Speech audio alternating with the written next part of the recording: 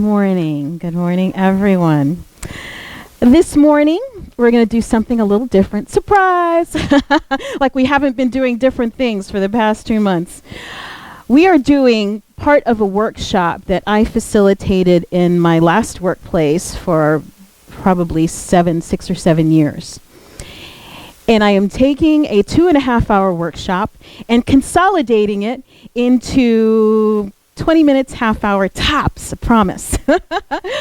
But the idea is, be our guest. We're talking about creating welcoming environments wherever we go. So I want to start this morning. It's going to be a little more interactive than usual. So when I ask a question, I actually expect you to answer, like out loud so I can hear you. Okay? All right. So we're going to start with a conversation about welcoming places. And I want to know, what is the place outside of your home where you feel most welcome? Bring it to mind. And what is it about that place that makes you feel welcome? People. So we're Oak Brook. I heard Oak Brook twice. The people make you feel welcome, right? What else? Mindset. So we're with people who kind of gel, that we come together. So the mindset. And it doesn't have to be Oak Brook. There could be other places where you feel welcome. The atmosphere, the ambiance.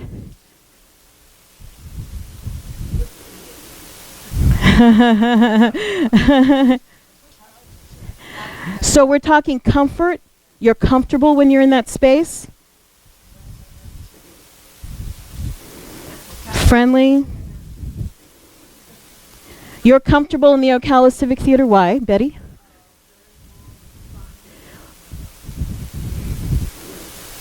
It's a warm environment.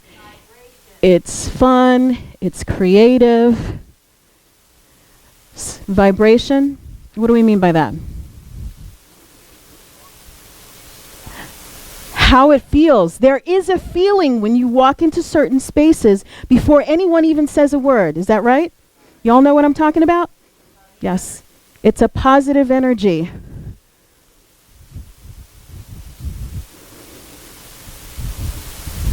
Okay.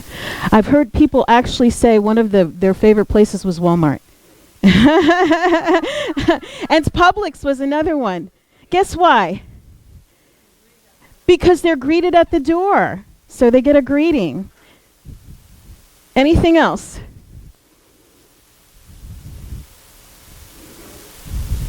Soul Essentials. What is it about Soul Essentials?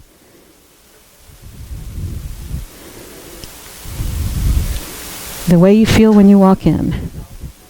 Peaceful. Good smells. Helpful. Oh, smiles. That's a good one. Smiles. Acknowledgement. Did I hear that? Like people acknowledge your presence? Excitement. Oh, I'm running out of space. See how they're rolling now? Acceptance. Abundance. Abundance. How do you feel abundance when you walk into a space? Oh, that's a good feeling, like a kid in a candy store. Abundance. I'd say we could add more, but you all get a feeling for what it means to be in a welcoming space. Correct? Did we miss anything? Whether your favorite space is Walmart or Kmart or right here at Oak Brook, your workplace. Hospitality.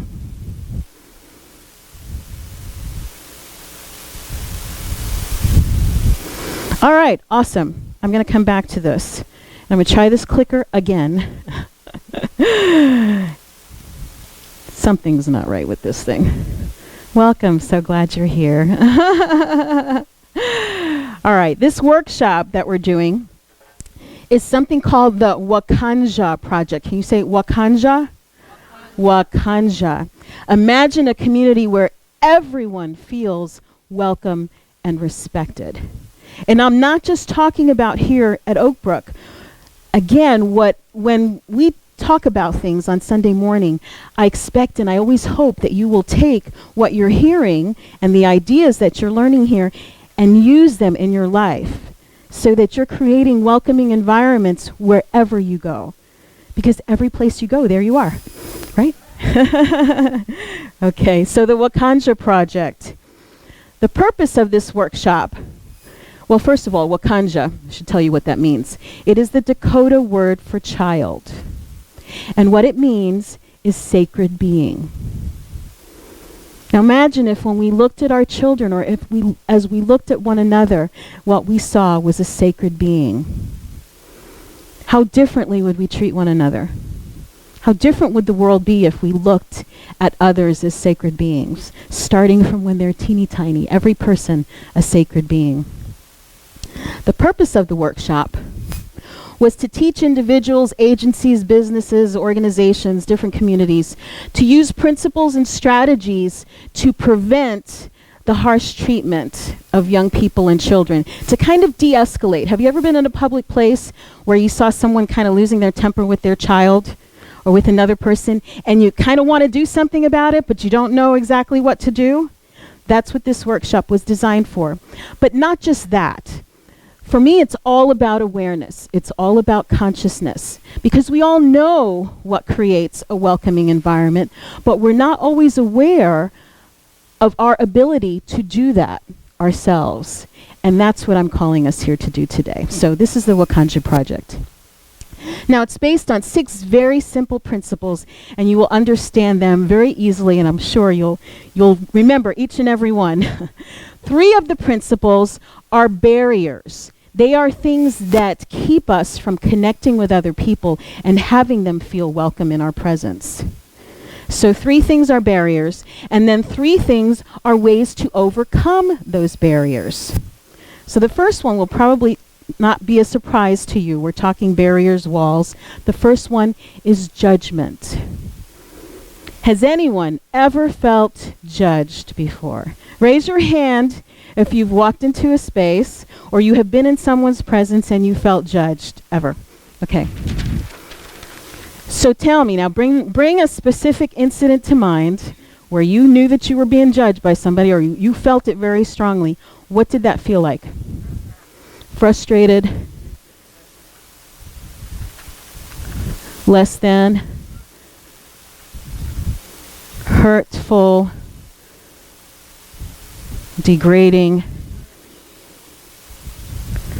Unappreciated? I think I might have missed one. Painful? Uncomfortable? Ashamed? Small? What was that? Angry. Angry, yes. Unworthy.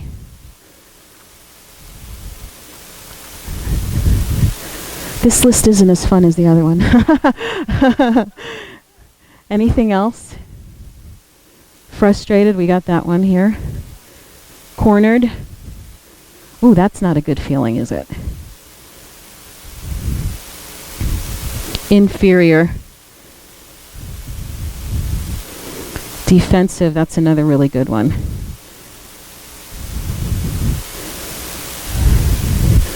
Unappreciated, I have that one. Lost. Lost. Alone. Wow, that is heavy stuff. As I said, I did this for 7 years, and all of these things would come up. What else would come up that's not here? Sad. Embarrassed was another one. Anybody have that? Okay. Sad. Embarrassed. These kinds of things that we're talking about, these feelings, and we even say it in our language, it makes us feel smaller. It makes us feel like we want to crawl into ourselves. Right? You say, gosh, I felt so bad. I wanted to crawl under a rock. Like you're bringing yourself in because it's not an expansive feeling at all when you feel like you've been judged. And every one of us has had that experience. Am I right? Is there anyone who hasn't? Because I'll need to refresh your memory. It is a universal experience, really and truly. We have all been there. We've all felt judged at one time or another. Now, here is the thing about this. While we have all felt this, and we all know how terrible it feels to be judged, how many of us have ever judged someone else? Oh, yeah. Yes. Yes. And if you haven't put your hand up, you're just not acknowledging it. Again, because we've all done it. It's part of what we do as human beings. We see people, you see someone, they look different than you. For whatever reason, we automatically make up things about them. This is what we do. This is what human beings do. So I'm not going to tell you to stop doing it, although it would be wonderful if we could. There is judgment and there's discernment. And sometimes it is important when you're looking at somebody and you're getting that feeling in your gut saying this is not a safe person, to not override that. That's discernment. That's being wise. That's taking care of yourself. But now there are other times where we do the judgment thing and you look at somebody and you size them up and you think, yeah, I don't want anything to do with this person. And you could be totally missing out. I mean, we've had this experience I'll share with Gail and Ron in doing this Toastmasters class in the prison. And I'm not sure really, I thought about this last week, what did I expect going into that space? And I don't know exactly what I expected, but I certainly walked in with some judgments. And you've got folks of all different walks of life in that group. And the common denominator is that they have committed some kind of crime to land them in prison. So imagine there's judgment. You think? We all had a few judgments. The first thing that told us this was going to be a different kind of experience was when we walked in the door and we got the standing ovation. Every week that we go in and work with these guys, we get a standing ovation. And the thing I didn't expect when we walked in was to find inspiration. I thought we were going to inspire them, but they're inspiring us. I didn't expect to find people full of hope. Some of these guys, I mean, these are like your short timers, and we're talking less than 10 years. That makes them a short timer. For these people to have hope, that blew my mind, really and truly. I thought we were going to give them hope. They give us hope. To find joy, to find happiness, to find laughter. We laugh like crazy in this place. Now, had any of us allowed that judgment to keep us from engaging with these gentlemen, just think the experience that we'd be missing out on. So judgment, it's one of those things. Be aware of it when you do it. Catch yourself and think about, now, is this an issue of discernment, or am I just being kind of ugly? And we've all done it. We've all done it. I'll put myself on that list. So you can see where judgment would be a barrier. If you walked in the door here at Oak Brook and were expecting people to judge you by how you walk, how you talk, what you're wearing, you probably wouldn't come back. So kudos, I think, to us for creating an environment that is very welcoming, where most of you said, my happy place outside of home is Oak Brook. The next thing that's a barrier, culture. Now, what do I mean by culture? Culture are those beliefs, their attitudes, their ways of being, ways of thinking, interests, things that bring people together as a group. Now, there are cultures everywhere you go. Does your workplace have a culture? You all there for a certain end, something that you're there to do together? Maybe. How about people who are disabled? Is there a culture of disabilities? Is there a culture of Olympic athletes? I imagine there is. They're very different cultures. I would say in general, people tend to want to mingle with people who share their culture. Would you agree with that? It's easier. You see someone that looks like you, that talks like you. Maybe there's a feeling they come from the same ethnic background that you do, or they do the same kind of work you do, or whatever. But there are things that bring you together. Whereas when someone is from a radically different culture, something you're not familiar with, something you don't really understand maybe, that could be a barrier. Can you see that? Now, I know this group, and I'm certainly one of those people who, when someone is of a different culture, instead of saying, ooh, different, I'm like, ooh, different. right? And I'm guessing many of you are the same way. We like to see things that are different. We like to engage with people. But there are those times where something's just a little too outside of the box for us, and we don't want to, maybe keep it at a distance there. So you can see where culture maybe could be a barrier for some folks. Can you see that? Okay. The next one, this is an interesting one. I spent a lot of time on this, which I can't do this morning, but powerlessness. When people are in stressful situations, and think about yourself, if this unwelcoming kind of environment where you felt maybe powerless, again, contracted, like I can't, it's kind of a victimization feeling. All right, people feel powerless on both ends. Sometimes in talking about those situations, like I said, in a public place where things are starting to escalate, both people can feel powerless. The person who is starting to escalate and the people who are watching and not knowing what to do. Now, if you've ever felt yourself start to get agitated, you know what I'm talking about?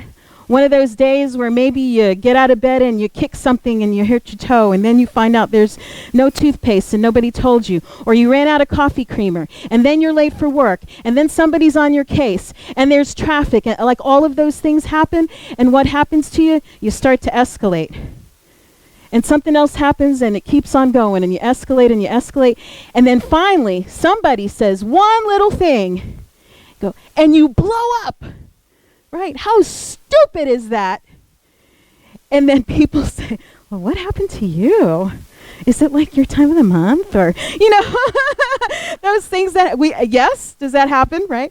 Because your reaction to whatever happened is so far from the thing that caused it, but it was really like the last straw, because you were way up here somewhere, and then somebody said something that took you all the way to the top, and you just blow up. So what we want to do, and then they come back down. But if you've ever been in one of those positions where you blow up and you lose your words, has that ever happened? Or you say things come out of your mouth that you're later like, wow, I can't believe I did that. You want to hide? We've all had those experiences too. So if you are watching someone and they're in that stressful place, and then you are also stressed, what happens? You're making it worse. If they were coming along this way, they're suddenly shot up like that. So what you want to do is keep it from escalating, keep it from the point of blowing up. And for yourself, when you feel yourself doing that escalating thing, bring yourself back down. It's time for me to take a time out.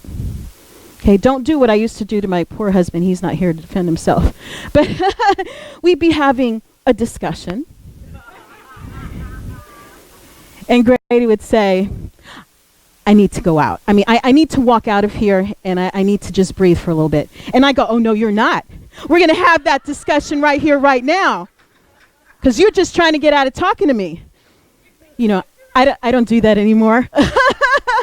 Because that's the quickest way to get you up here, right? So when somebody tells you, I need a breather, respect that. And respect yourself when you need that breather. So you want to cut it off at the top here. Don't let yourself get to that point of powerlessness, of exploding, of going off on somebody and then having to be apologetic later. Okay. So those are the three barriers. Those are the things that keep people from engaging with one another. When you feel powerless or when you see someone else in that position, you really don't want to get too close. These are barriers to creating welcoming environments.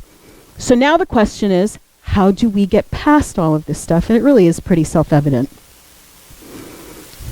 Tools for breaking through, tools for getting to the other side. The first one is empathy and respect. Because the thing that angers people, I think, the most, and we're going to talk about this again in a few weeks, is feeling disrespected. Right? Think about that. The thing that will set you off the quickest, I think, and if you guys have something else in mind, please let me know. I really do think it's being disrespected. and feeling disempowered by other people. So what we want to do to get past all of that is to treat people with empathy and respect. And what does empathy and respect look like? How do you do that?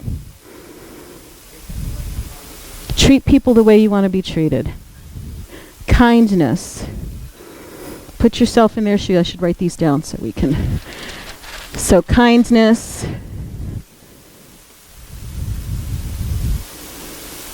Understanding.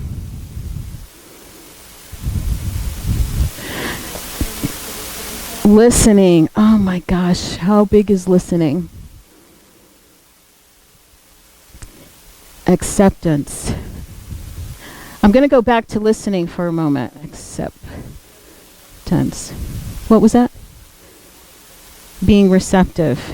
And when you are listening, you are obviously being receptive. And there are ways that we listen to people. Actually, one of them is not really listening. When you hear people, when you're listening to people speak, and you're in your mind thinking about what's the next thing I'm going to say, that's not really listening. Okay, that's not the kind of listening I'm talking about. Have you ever been in a situation where you just needed to talk something out? And you go to a friend and you think you're asking for advice, but if that friend is a really good listener, they give you the opportunity to vent, and as you start to vent and as you start to speak, you get the answers yourself. That's what happens when you have a good listener. And that's what something that we can all do for one another, is to listen to people when they need it. And not thinking about what you're going to say next, but being present, being in the moment, and really actually listening. What else can we do to show empathy and respect for others? Love them. That's another whole talk. Because there are ways that we show love for other people. We all have different love languages. Right? For some of us, it's a physical touch. That may be all that person needs, is just a rub on the back. Or just touch them. Just that your presence can calm them down. That's a way to show empathy and respect. Sometimes it's the words. Yes?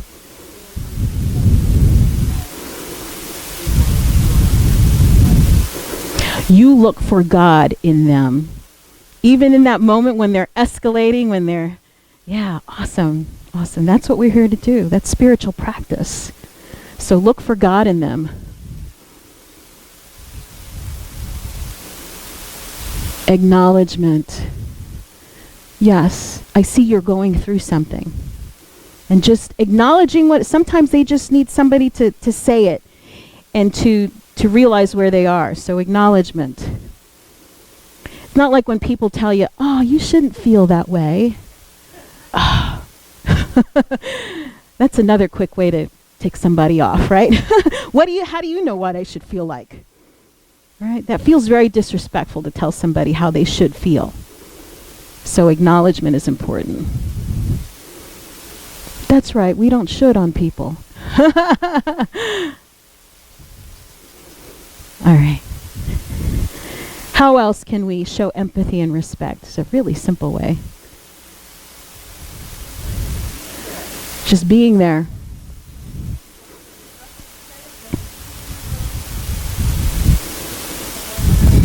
Yes. Tell them your appreciation. Yes. Offer appreciation.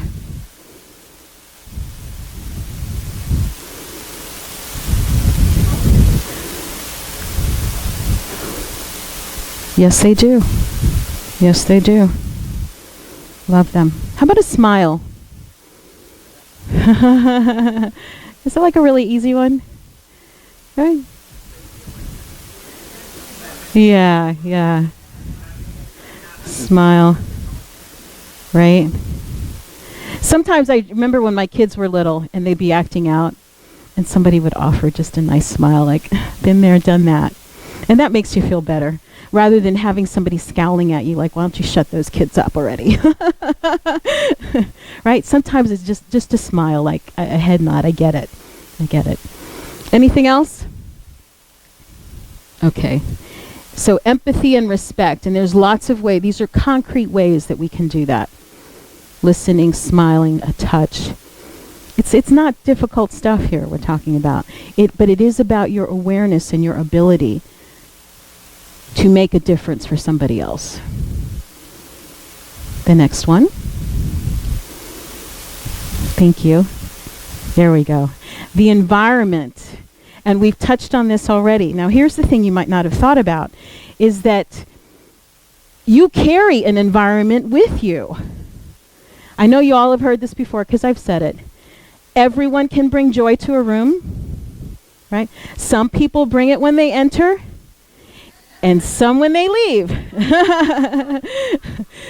You don't want to be the person who people are applauding when you walk out the door. Right? You want to be, I think I like to be the person who lights up the room. And each and every one of us have the ability to do that. For years, I was a social worker. I worked for hospice. I worked for DCF. I did some really heavy stuff. And the environments that I was in were not always pleasant. And I was one of those people, I guess you call it an empath. I still am, where you feel other people's feelings very strongly. You can walk in a space and you know, ooh, somebody's been fighting here. Or you're with somebody and you can feel their sadness. I'm one of those people, which is a very difficult thing when you're a social worker or a nurse, right? Walk in to see a patient, and if that patient was happy, I could be happy. And if that patient was sad, oh, I'd be like, drag me off the floor, and get into my car to go see the next person. And I would get pulled here, there, everywhere. I was at the mercy of everybody else's emotions, so I felt. Until I went through a very difficult time in my life. And I started to notice when I'd walk in the door at my parents' house, because they knew what I was going through, they'd wait, like they were sitting on the edge of their seat to see, how is she? Is she okay? And then if I was okay, they were okay. Call my mother-in-law, and we'd have a conversation. And I'm calling her for some support, for all of this, for listening and acknowledgement and all that stuff. And at the end of the conversation, I'm on the phone with her. She says, I feel so much better now. I'm thinking, you feel better? I thought I was calling you to make me feel better. But I did all the talking. But the thing was, what I came to realize out of that situation was that I didn't have to be at the mercy of everyone else's moods and emotions, right? That I could hang on to my own. That I could walk into a space and say, no matter what has just happened to me, I can put that on the back burner. And I can walk into this space and I can be what I need to be in this moment. And I can light up the room if that's what I choose to do. But it's a matter of choice. And it's a matter of knowing that you can do it. And we all have that ability. Again, everywhere you go, there you are. So you hold on to yourself, to what you know to be true, no matter what else is going on around you, and you can see the truth about other people. And you can hold on to your own sense of self and be the light that you want to be for yourself and for others. And sometimes you pretend for a while, or it feels like you're pretending. Fake it till you make it, right? Act as if. And if you act as if long enough, sure enough, that's what you're going to come back to feeling. That's right. Your actions will follow your intentions. So that's your environment, and it is a very powerful one. There is also the issue of the physical environment. So I want you also to be thinking about our space here at Oak Brook and the spaces, maybe the spaces that you work in, the spaces of your home, and to actually have those feel like welcoming places. So walk into your house or walk into the center here as if you were a stranger and try to look at it with new eyes and think, what is it that somebody brand new here would, what would they think about this when they walk in the door? And sometimes you just have to do that. Give yourself a new perspective on things and start to look at it from the eyes of someone who's never seen it before. And how could you make it different, more engaging, friendlier, happier, a better space? That make sense? Okay. And then the last one is the moment. It's the moment. The moment, again, brings us back to spiritual practice. Because the only time there ever is right here, right now. If your life was a film, a movie, There would be moments during that movie where people went, wow, she's like a hero. What an awesome individual. And then there's other times in that movie where you really wouldn't want anybody else to see or know. All right? Anybody know what I'm talking about? Okay. So understand that when you're looking at other people and they may be going through something, that what you're seeing is just a little snapshot. You're not seeing the whole movie, what happened before, what happened next. You're just seeing that moment in time. And so you are called as a spiritual being who knows the truth of who you are and the truth of who they are, to bring them to a higher level. Okay, and that's what we're being called to do. See, this spiritual journey, what we do here when we come together, is all about staying awake and being conscious and being in the moment more often than not. Because all that other bad stuff, all that negative, all the judgment, that stuff happens when we fall into unconsciousness. When we forget who we are. When we forget what we're here to do. When we let ourselves become victims of other people's feelings and thoughts and actions. We don't ever have to do that. You get that? Okay. So I want to do our affirmation together. I did it in less than a half hour, didn't I? All right. Our affirmation together, if we would. I am a sacred being, as is everyone I encounter.